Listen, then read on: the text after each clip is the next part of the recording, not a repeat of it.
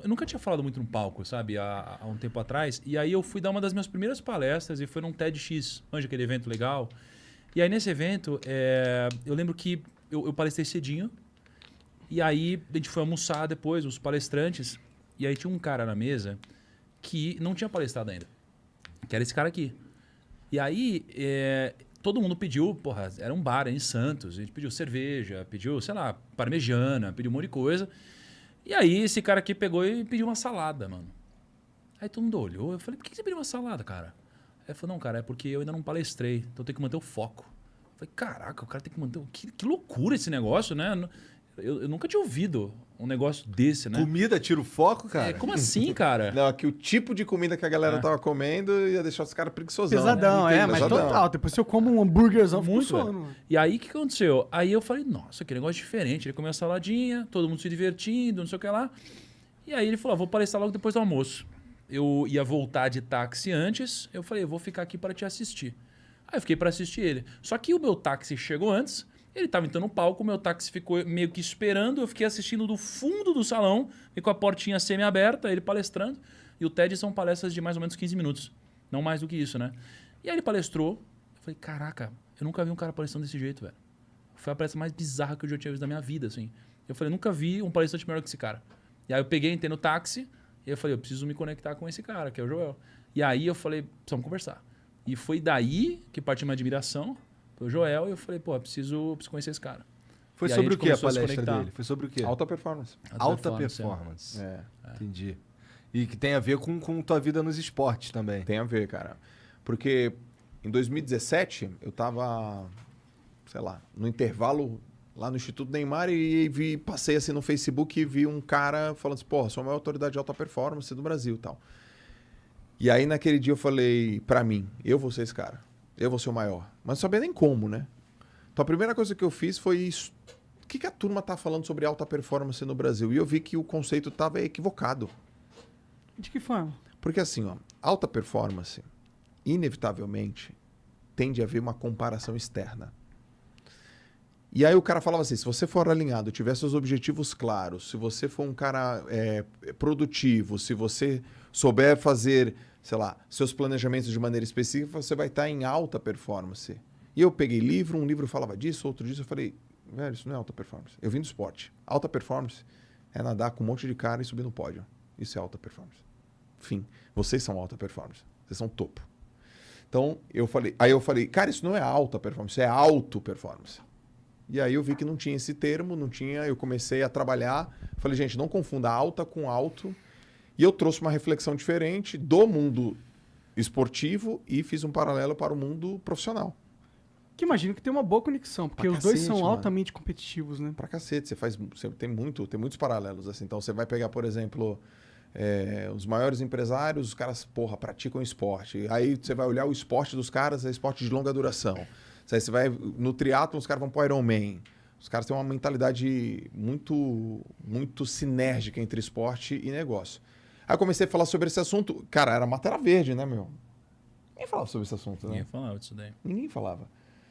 E aí eu fui falando, mas eu falava com uma retórica da minha história como atleta. Eu fui professor universitário há 11 anos, então tenho habilidade com didática. Foram vários componentes, né? Caralho, Então, tu deu aula de quê? eu me formei em educação física, aí eu comecei dando aula de atividades aquáticas. Eu não curtia muito, porque eu achava uma bosta. Pô, meu professor de natação. Mas eu era muito bom, e ainda sou, né, em análise de movimento. Eu virei professor de biomecânica. Da hora. Caralho, cara, me desculpa, mas tu tem quantos anos? Eu tenho 40. Tu tem 40 anos? Aí, ó. Fica tomando esses negócios. Eu Caralho! tenho 40. 40 anos, cara. Nossa senhora, tá bom, cara. Parabéns. Parabéns aí. Parabéns. Tá mentindo, tem que ver do caralho. Ele falou que deu 11 anos de aula, porra. E antes disso o cara foi atleta e blá blá blá. Caralho, Fui, legal. cara. Então eu fui atleta, professor universitário, tudo ao mesmo tempo, né? E então, porra, juntou o assunto com a minha didática, com a minha história, com Mata Verde, com timing, conhecer os caras, e o cara gostou de mim, esse aqui gostou de mim, aí a internet tava receptiva.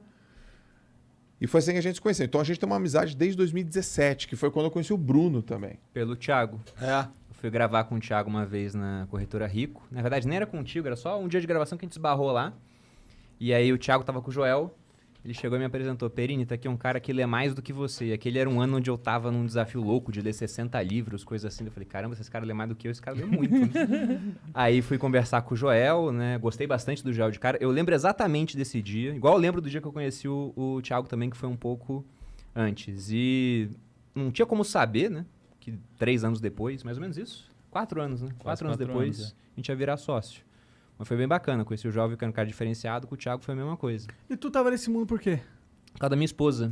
Ela começou a usar a rede social falando de alimentação, de estilo de vida. E ela cresceu muito rápido. Em 6 meses, ela bateu o que eu achei um número irreal na época. E hoje as pessoas acham que é pequeno, né? Ela bateu 100 mil inscritos no YouTube. Bom. E eu pensei, caramba, 100 mil Do pessoas. nada, sem ajuda, é incrível, cara. Exatamente. E eu comecei a pensar, e se eu fizer a mesma coisa no nicho de finanças? Aham. Porque na época, quem tinha era o Thiago com uns 300 mil inscritos.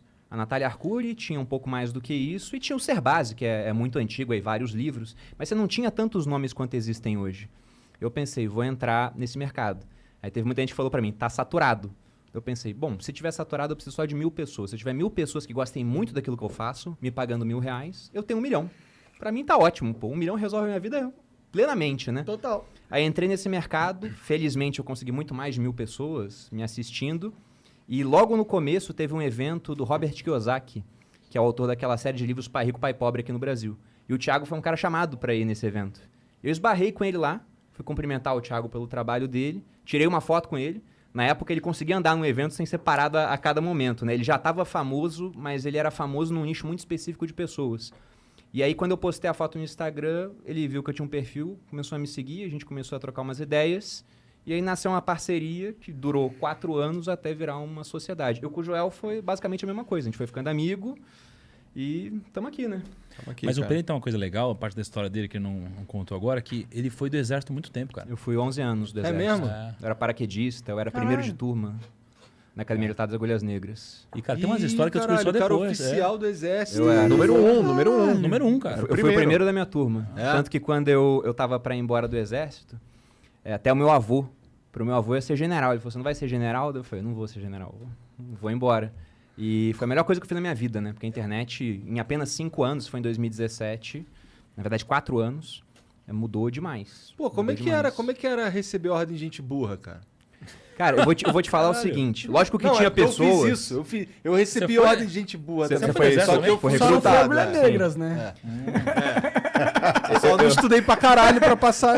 Eu nem fiz essa prova. Algumas das pessoas mais inteligentes que eu conheço são caras que estão no exército e vão ficar lá a carreira toda.